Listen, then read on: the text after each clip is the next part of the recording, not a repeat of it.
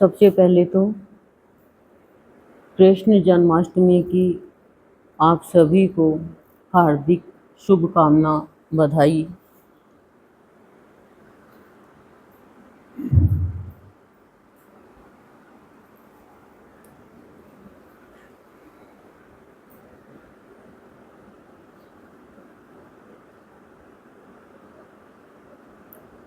भावयोगी संत अपने भक्त की सभी अभावों की बेड़ियों को ऐसे तोड़ देते हैं जिस प्रकार भगवान कृष्ण ने अपनी सारी बेड़ियों को तोड़कर बाहर निकल आए और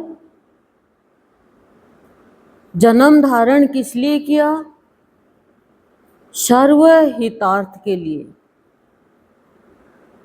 और प्रसन्नता की रासलीला करने के लिए माता यशोदा की आंगन में पहुंच गए। भावयोगी संत का कहना है उनके भक्तों को कि जब भक्ति का अवसर मिला या मिलता रहता है तो उसमें भक्त को भी अपने आंगन को स्वच्छ निर्मल करके, पवित्र करके भक्ति की महिमा को आगे बढ़ावे और धरती पर आना सार्थक करें। अब भक्ति की महिमा को आगे बढ़ाने के लिए प्राणी को उच्च विचार, उच्च सोच और सद्भावना इनकी जरूरत होती है। तभी तो स्वच्छ निर्मल आंगन होगा ना हृदय का, जीवन का। नहीं कैसे होगा? और जब स्वच्छता आ जाएगी, निर्मलता आ जाएगी, तभी तो भक्ति में आगे बढ़ेगा और बढ़ाएगा।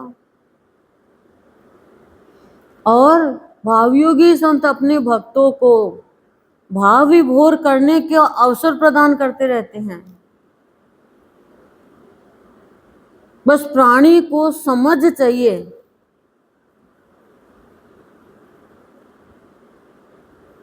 और कहते हैं कि प्राणी को कभी भी किसी की निंदा में शामिल नहीं होना चाहिए। निंदा ना तो करनी चाहिए, ना सुनने की प्रवृत्ति होनी चाहिए।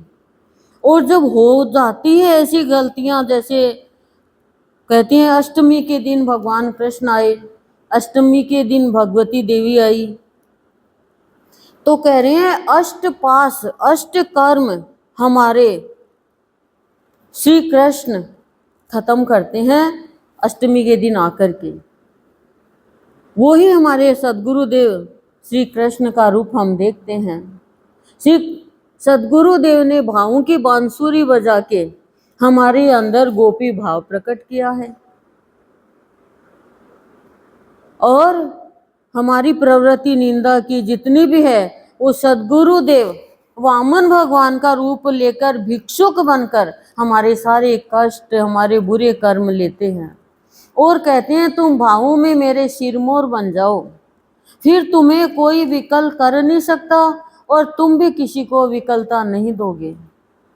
क्योंकि हम चाहे विकल हो जाएं, लेकिन हम किसी को विकलता देते हैं तो ये हमसे पाप होता है। अंदर ही अंदर हम चाहे दुखी हो जाएं, लेकिन हम किसी और को दुखी नहीं करें। यही संतों का रहस्य है भाव का। संत हम बच्चों के जीवन में आकर के हमारा हाथ पकड़ते हैं, हमें अनाथ से सनाथ करते हैं और हमारा जीवन पतन की ओर नहीं जाए इसके लिए जीवन को हवनमय बना देते हैं। कल्याण के रास्ते पर चलाते हैं, निरर्थक चर्चा से छुटकारा दिलाते हैं और अपने पास में वास स्थान देकर के हमें जितने भी हमारे निरर्थक कर्म होते हैं, निरर्थक विचार होते हैं, उनको दूर हटाते रहते हैं। गलत रास्ते पर नहीं चलने देकर हमारी तरफ ही दृष्टि रखते हैं। संत की इतनी निराली भक्ति है।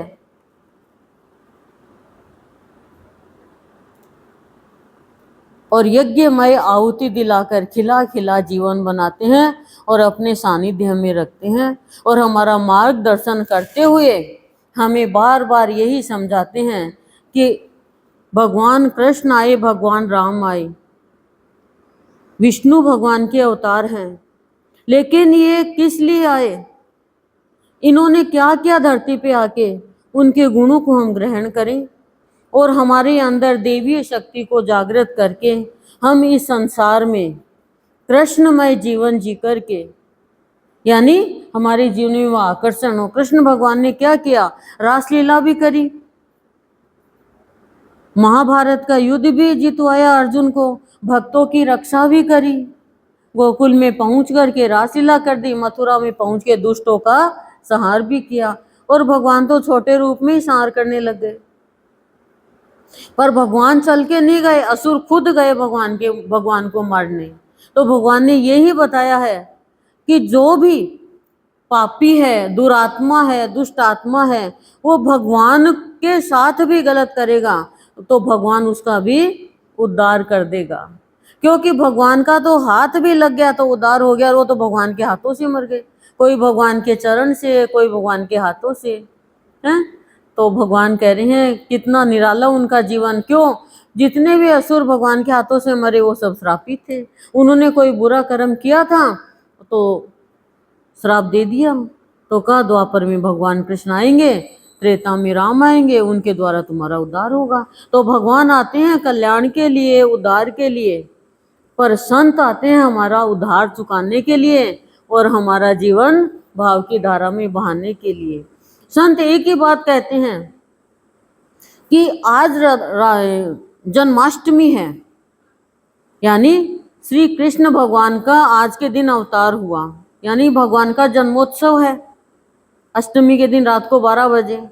और भगवान ने क्या किया, सब कुछ ओपन कर दिया, लेकिन थोड़ी देर में जब वापस आते हैं तो वापस बंद हो गया। तो भगवान यही कहते हैं कि प्राणी जब मेरी सत्संग में आता है और मेरे सत्संग में वो अब स्वच्छ निर्मल पवित्र बन जाता है भीतर से, तो उसके सारे बंधन मैं काट देता हूँ। मोह का बंधन, विकारों का बंधन, ना वासना का बंधन, कामना का बंधन, शरीर का बंधन, बंधन ही बंधन है, और जन्म मरण का बंधन, सारे बंधन काट के मैं एक प्रेम के बंधन में गोपियों के जैसे बांध लेता हूँ मेरे बच्चों को। और मैं उन बच्चों की भावना को ही बांसुरी बना देता हूँ कि वो अंदर ही अंदर मुझे सुनाते रहें। भजन है, भाव है, प्यार की बातें हैं, वो सारे बंधन तोड़ देता हूँ जो बांधने वाले हैं, मुक्त कर देता हूँ। हमें मुक्त ही तो होना है, अभी हम मुक्त नहीं हो पाए हैं, हम किसी भी चीज से मुक्त नहीं हो पाए हैं। आज मुक्ति का दिन है, भगवान कृष्ण आ गए, आओ तारणहारा आओ, और कंस से मुक्त कर दिया भगवान ने। लेकिन कब किया, समय के अनुसार। माता पिता ने जन्म दिया, पहुंच गए कहीं के कहीं, ना तो आंधी रोक सकती, ना तूफान रोक सकता, ना काली अंधियारी रात रोक सकती भगवान को, और ना कोई का डर है, क्योंकि भगवान के चलाई सृष्टि चलती है, भगवान के चलाई योग माया चलती है। तो जो हम क्यों नहीं भगवान को अपना मान के चलते, क्यों नहीं भगवान से अपना रिश्ता बांधते। चाहे कितना भी कष्ट आए भगवान तुरंत बचाते हैं, लेकिन भगवान को हम अपने हिसाब से चलाना चाहे तो हमें पहले अपना हिसाब देना होगा भगवान को कि भगवान मैंने जीवन में ये किया। तो गुरुदेव हमें यही तो सत्संग में बुला के बताते हैं कि कृष्ण भगवान ने सारी अपनी बेड़ियां काट ली, मैं तुम्हारी बेड़ियां काट देता हूँ। बस तुम्हें एक काम करना है, सत्संग करते जाओ, सत्संग करते जाओ, भाव से, श्रद्धा से, फिर तुम्हारी चिंता मेरी चिंता है, तुम्हारे बच्चों की चिंता मेरी चिंता है, तुम्हारे परिवार की चिंता मेरी चिंता है, फिर भी तुम चिंता करते हो, तो भाई करते रहो, फिर मैं क्या कर सकता हूँ। नहीं तो मेरी शरण में आ गए तो मैं लाज रखता हूँ और साज सजाता हूँ। लेकिन मैं समय के अनुसार, देखो हम कह दें भगवान ने क्या किया, पांडवों को लाक्षागृह से नहीं बचा सकते, लेकिन भगवान को लीला करनी थी। अब उस लीला को समझने के लिए हमें अपने विचारों को उच्च बनाना होगा, भावनाओं को उच्च बनानी होगी, धार्मिक जीवन व्यतीत करना होगा। लेकिन हम तो अज्ञानता के कारण फंसे जा रहे हैं। तो सबसे पहले गुरु का काम क्या होता है? अज्ञानता से मुक्ति और ज्ञान का प्रकाश फैलाना। तब उसका ज्योति से जगमग जीवन करता है और फिर वो कहता है, हे प्रभु, मैंने ना तुझे जाना, न अपने आप को जाना, न संसार को जाना, और अपने आप में माहिर बनते गए, मैं जानती हूँ, मैं जानती हूँ, मैं जानती हूँ। जानने वाला तो एक ही बात जानता है, अपने स्वभाव को। जिस दिन स्वभाव को जान लोगे उस दिन सदगुरुदेव का आज का जन्माष्टमी का भाव है, नश्वरता में नहीं जाओगे। किसी के कहने से, समय के अनुसार, घटना से विवश नहीं होगे। सत्य की बात तक पहुंचकर निर्णय दोगे और निर्णय लोगे। लेकिन सबसे पहले अपने स्वयं को जानना, उसके लिए सद्गुरु के भावों से जुड़ना होगा। खाली ऊपर ऊपर से आप भक्ति कर रहे हो तो वो वाली बात है कि हो बोरी डूबन डरी, रही किनारे बैठ। डूबने से डर लगता है तो किनारे पे बैठ गई। बोले तू मेरी शरण में आजा, कृष्ण भगवान ने कहा, फिर तेरे सारे पाप मेरे हो जाएंगे, पापों से मुक्ति दिला दूंगा। लेकिन शरण में तो आए, और जगत गुरु है कृष्ण भगवान। तो बताओ, योगी है, योगियों के योगी है वो, और वो योगी हमारे सामने बैठे।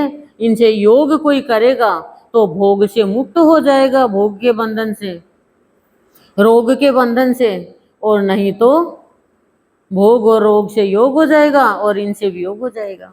तो भगवान से हम प्रार्थना करें कि हे प्रभु, तुम सर्व समर्थ हो, सामर्थ्यवान हो, तो हमें भी भक्ति दो, शक्ति दो, हमें भी समर्थ करो कि हम भक्ति में आगे बढ़ पाएं और औरों को भी भक्ति में आगे बढ़ा करके सबके जीवन में प्रसन्नता की रास लीला कर पाएं। हमारे आंगन को हम शुद्ध, स्वाद, साफ, निर्मल, स्वच्छ करके यशोदा के जैसे और आपको रासलीला करने के लिए भी हम मजबूर कर दें कि मैं तो इस वृंदावन में, इस गोकुल में रास रचाऊंगा। ये प्रभु इतनी कृपा बनाई रखना। ओम शांति ही शांति ही शांति प्रशांति।